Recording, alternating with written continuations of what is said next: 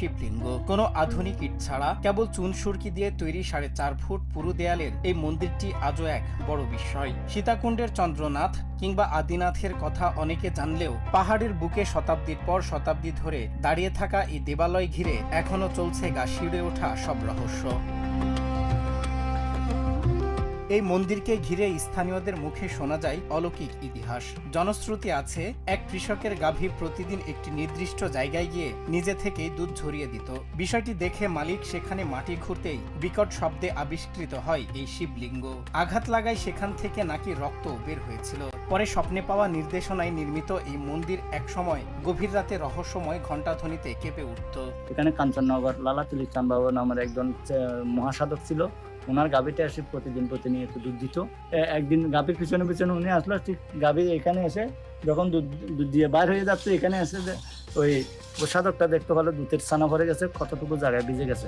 তবে এই মন্দিরের সবচেয়ে বড় বিষয় লুকিয়ে আছে এর সামাজিক বাস্তবতায়। চট্টগ্রামের ফটিকছড়ি উপজেলার কাঞ্চননগরের যে ওয়ার্ডে এই কাঞ্চনাথ মন্দিরটি অবস্থিত, সেখানে এখন কোনো হিন্দু পরিবারের বসবাস নেই। জনমানববিহীন এই নিঝুম পাহাড়ে একসময় শিবলিঙ্গটি অন্যত্র সরিয়ে নেওয়ার জন্য হাতে আনা হলেও অলৌকিকভাবে সে চেষ্টা ব্যর্থ হয়। পরে স্বপ্নের মাধ্যমে জানা যায় এই স্থানটি শিবের নির্ধারিত আসন।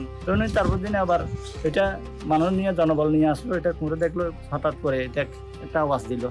ওই সময় এইরকম ভাবে কেটে গেছে। তখন এটা আবার পরে দিয়ে আফসোস করলো, তার রাত্রে নাকি ওনাকে স্বপ্ন দেখেছিল এটা শিব অলৌকিক ভাবে আমি এখানে স্থাপিত হয়েছি, তো আমার কিছু হয় নাই, এখানে তোমরা পূজা পারবে না, ব্যবস্থা করো। ইতিহাস গবেষকদের মতে এই কাঞ্চনাথ মন্দির প্রাচীন ঐতিহ্যের এক ঐতিহাসিক স্মারক। একসময় দূর দূরান্ত এমনকি ভারত থেকে ভক্তরা দীর্ঘ পথ পাড়ি দিয়ে এখানে আসতেন। এই মন্দিরকে কেন্দ্র করেই পরবর্তীতে এই অঞ্চলের নাম রাখা হয় কাঞ্চননগর। ঝড়, বৃষ্টি আর ভূমিকম্পের শত আঘাত পেরিয়েও অক্ষত আছে এই স্থাপনা। আর কোনো সনাতন পরিবার না থাকলেও শত বছর ধরে এখানে নিয়মিত চলছে পূজা অর্চনা। না, এটা আমার ধারণা, তো আমরা অনেক ছোটকাল থেকে দেখতেছি এবং আমার বাবারও বলতেছে আমরা অনেক ছোটকাল থেকে এটা দেখতেছি।